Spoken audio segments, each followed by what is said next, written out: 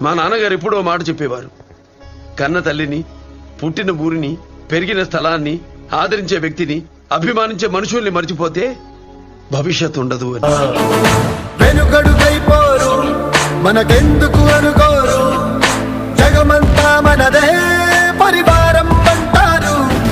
ప్రాణం పోతున్నా ప్రమాదం అనుకోరు, పరులకు వెలుగిచ్చే ధైర్యంగా పుట్టారు. ఎవ్వరు బెదరని రక్తమది నడవదురాట, నీతి న్యాయం నిండు గుణము కదరా తన బాట.